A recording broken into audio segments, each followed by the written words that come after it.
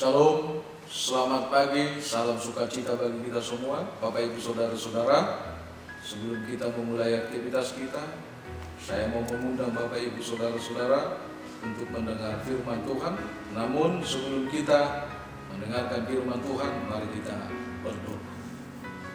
Damai sejahtera Allah yang melampaui segala akal, kiranya memelihara hati dan pikiran di dalam Tuhan kita Yesus Kristus. Amin.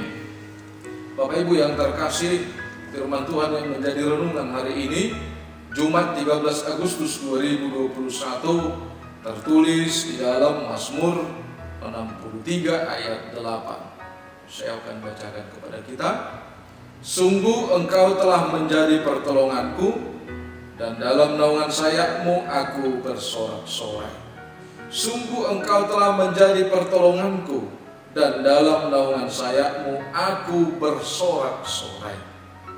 Jemaat yang terkasih, sering sekali bukan karena hal yang besar yang kita lakukan dapat mengubah keadaan kita, melainkan hal yang kecil pun bisa kita lakukan untuk melakukan yang terbaik dalam diri kita.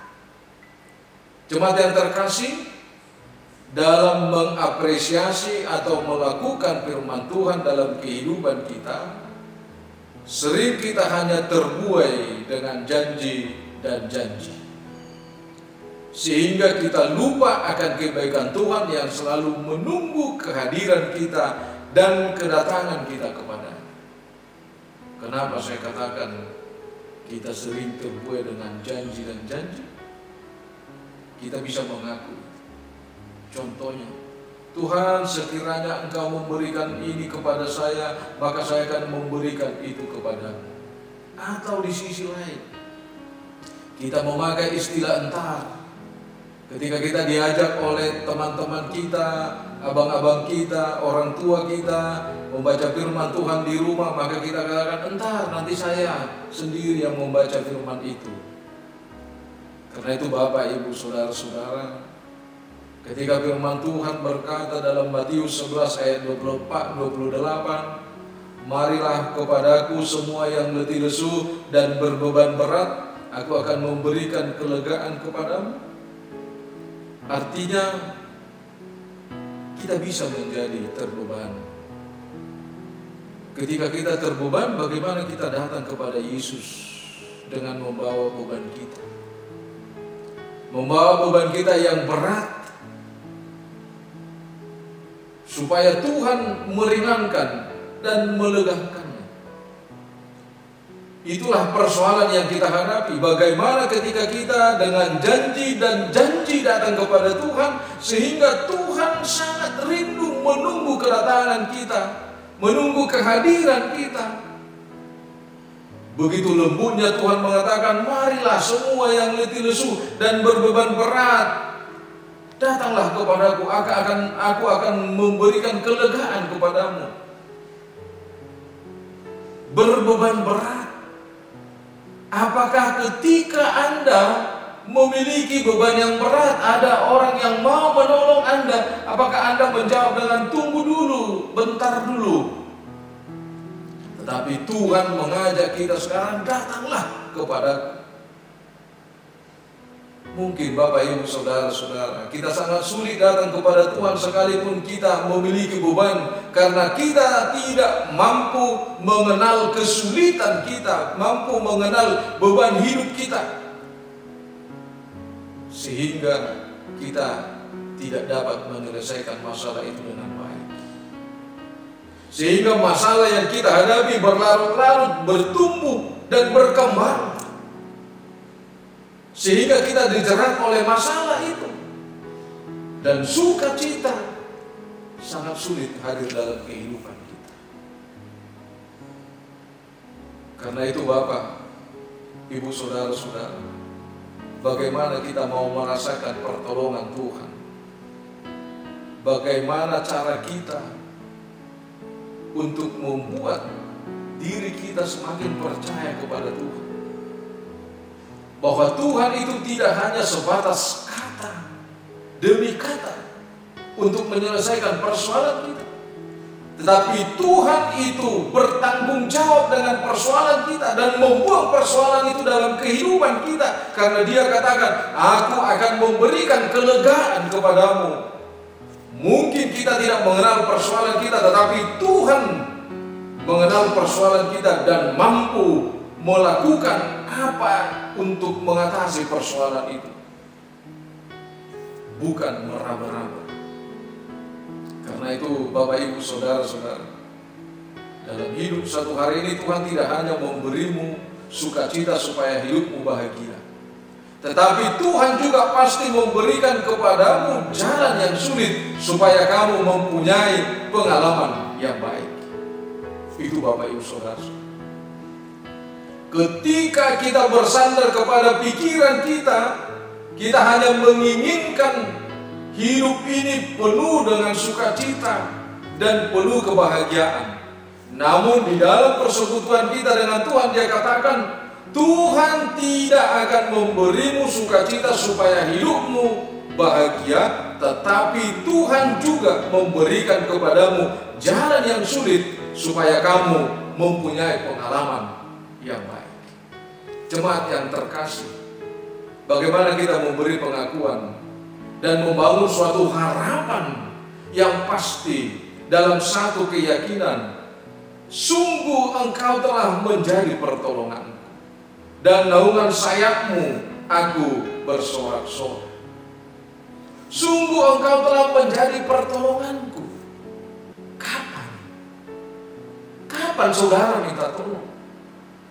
Jika keluh kesah lebih besar daripada pengharapan, jika keputusasaan lebih besar daripada pengharapan, jika Anda mempergunakan tangan kiri untuk mencari pertolongan, sementara tangan kanan Anda itu melepaskan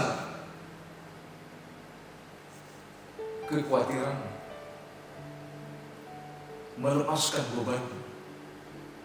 Tetapi mari kita memakai kedua tangan kita untuk benar-benar memegang erat tangan Tuhan yang datang untuk menolong kita. Dan katakan, sungguh Engkau telah menjadi pertolonganku. Tuhan datang tidak hanya memilih-milih persoalan yang ada dalam kehidupan kita untuk menolong kita, tetapi Tuhan mau menolong kita dalam segala konsep persoalan hidup, termasuk apa yang terjadi pada saat ini di tengah-tengah dunia ini. Tuhan melalui pertolongannya mengajak kita supaya kita taat untuk melakukan prokes 3M, mencuci tangan, memakai masker, menjauh jarak. Tetapi ada banyak orang yang melanggar. Ada banyak orang yang mementingkan persoalan-persoalan pribadi dengan kepentingan-kepentingan bersama. Apa gunanya Bapak Ibu Saudara-saudara kita mengejar harta, tetapi ketika kita mengejar kita jatuh sakit dan kita kehilangan nyawa? Atau mana yang lebih baik, kita sehat lalu kita mencari harta? Namun ketika kita dapat pertolongan Tuhan, ketika kita mendapatkan pertolongan Tuhan, maka hanya orang yang merasakan pertolongan itulah yang mampu mengatakan, di dalam naungan sayapmu aku bersorak-sorai. Daud menyampaikan itu kepada kita pagi hari ini. Bapak Ibu Saudara-saudara, ada dua hal yang mau diingatkan oleh Paulus kepada kita. Yang pertama, bahwa Daud sungguh-sungguh bergantung kepada Tuhan, menggantungkan hidupnya kepada Tuhan, seperti apa yang dikatakan dalam 1 Petrus. Serahkanlah segala kekhawatiran, dia bergantung. Dalam ketergantungannya kepada Tuhan, Daud mempergunakan istilah, aku mencari Engkau, jiwaku haus kepadamu, tubuhku berindu kepadamu. Sungguh mulia Tuhan Allah itu dalam kehidupan Daud. Bagaimana dengan kita? Istilah-istilah inilah yang dipergunakan oleh Daud untuk menunjukkan kecintaannya kepada Tuhan. Bahwa Daud itu hanya punya harapan kepada Tuhan untuk menjadi penolong dalam hidupnya. Ia sangat menunjukkan kesetiaan dan ketergantungannya dalam mengandalkan Tuhan. Dia yakin. Dan akhirnya Tuhan memberikan kemenangan itu kepada Daud. Tuhan memberikan kemenangan itu kepada Daud sehingga Daud mengatakan dalam naungan sayapmu aku bersorak-sorak. Bagaimana dengan proses hidup kita? Apakah kita benar-benar setia dan mencintai atau mengandalkan Tuhan dalam kehidupan itu? Dan yang kedua, Daud mau mengatakan bahwa dia merasakan kebaikan dan pertolongan. Yang pertama tadi, bahwa Daud sungguh-sungguh bergantung kepada Tuhan. Yang kedua, Daud merasakan kebaikan dan pertolongan Tuhan. Bapak Ibu Saudara-saudara, dalam firman Tuhan pagi ini, Daud benar-benar mengingatkan kita dengan apa yang terjadi atau yang dia alami, bagaimana Tuhan itu memperlihatkan kebaikan dan pertolongan. Itu yang mau dia ungkapkan kepada kita. Dalam menghadapi persoalan dalam kehidupan kita pada pagi hari ini, Daud berkata, Daud mengatakan, Daud mengingatkan kita apa yang dia alami tentang kebaikan dan pertolongan Tuhan. Jemaat yang terkasih, apa kebaikan dan pertolongan Tuhan yang telah kau rasakan dalam hidup? Atau sama sekali Anda tidak pernah merasakan itu? Coba kita pertanyakan dalam hidup kita. Allah yang tidak mau menolong kita, apakah kita tidak mengenal Tuhan sama sekali? Kalau kita katakan saya belum mengenal Tuhan, makanya kita tidak mengenal kebaikannya. Tanpa kita mengenal Tuhan juga kebaikannya ada dalam kehidupan kita. Tuhan memberikan matahari, Tuhan memberikan nafas kehidupan, Tuhan memberikan udara, Tuhan memberikan segala bahan kehidupan bagi kita. Namun saya mau kembali bertanya kepada kita di pagi hari ini, apakah ada dari antara kita yang pada pagi hari ini mampu mengatasi persoalan tersebut? Apakah ada dari antara kita yang mampu mengatasi persoalannya sendiri tanpa melibatkan Tuhan? Demikian juga saya mau bertanya kepada kita pada saat ini, apakah ada dari antara kita saat ini yang sudah mampu menghadapi persoalan yang dihadapi oleh dunia, negara kita, kota kita, tempat tinggal kita saat ini, yaitu virus corona ini? Apakah ada dari antara kita yang sudah mampu membuat obatnya yang bisa dikonsumsi orang lain sehingga kita menjadi berkat bagi mereka? Saya yakin tidak ada yang mampu. Orang hanya mampu mengungkapkan ketakutan dan kekhawatirannya. Tetapi bagaimana mengatasi kekhawatirannya? Kita selalu mengajak semua untuk berdoa, menyerahkan hidup kita kepada Tuhan. Karena itu tidak ada yang hebat. Sama seperti apa yang dikatakan oleh orang bijak. Jika kita semua harus mati dan kembali ke tanah, marilah kita bersyukur dan merendahkan diri. Jika tidak ada yang kuat, yang melebihi daripada kekuatan Tuhan di tengah-tengah dunia ini, saya mau mengajak saudara, marilah kita bersyukur dan merendahkan diri dan katakan, sungguh Engkau telah menjadi pertolonganku, dan hanya di dalam naungan sayap-Mu aku bersorak-sorai. Jemaat yang terkasih, jangan ada kata Tuhan. Kembalilah kepada Kristus dan berjalanlah di dalam kebenaran. Amin. Kita berdoa.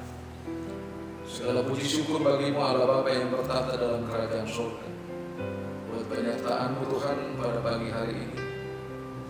Kau memberikan nafas kehidupan kepada kami. Kau menuntun segala kehidupan kami pribadi lepas pribadi, keluarga lepas keluarga. Begitu juga Tuhan semua jemaat-Mu yang pada pagi hari ini Tuhan telah mengangkat tangannya untuk bersekutu dan memuji nama, telah mengundang Tuhan di dalam setiap rumah keluarga mereka, supaya Engkau hadir bersama-sama di tengah-tengah keluarga mereka, supaya setiap keluarga kami, rumah tangga kami menjadi rumah. Terima kasih Tuhan. Kami berdoa pada pagi hari ini buat bangsa dan negara kami. Kaulah Tuhan yang menyertai pemimpin kami. Tuhanlah yang memberikan kesejukan, kedamaian bagi setiap warga negara kami ini, supaya kami hidup di dalam sukacita dan saling mencintai, saling menghormati, supaya kami sadar Tuhan bahwa kami ini adalah satu di tengah-tengah negara kami. Terima kasih Tuhan, kami berdoa buat seluruh jemaat-Mu pada pagi hari ini yang akan memulai aktivitasnya. Biarlah Tuhan yang menuntut. Kami juga berdoa buat seluruh jemaat-Mu yang bergumul dalam persoalan kehidupan, ekonomi atau persoalan keluarga. Dan kami juga berdoa Tuhan buat saudara-saudara kami yang sakit.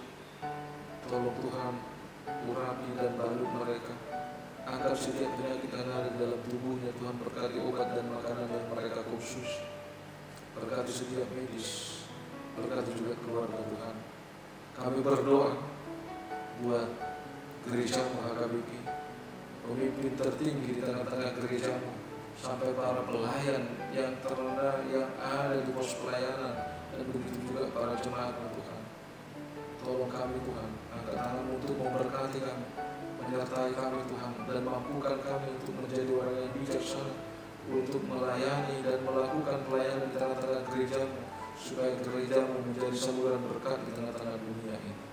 Terima kasih Tuhan, dengarlah doa kami ini hanya dalam nama-Mu Tuhan Yesus Kristus Juru Selamat kami yang hidup. Anugerah Tuhan kita, kasih Allah Bapa, persekutuan Roh Kudus menyertai kita. Amin. Jemaat yang terkasih, selamat beraktivitas. Jangan lupa lakukan prokes, tetap semangat dan berdoa. Terima salam dari kami, salam sehat dan oras.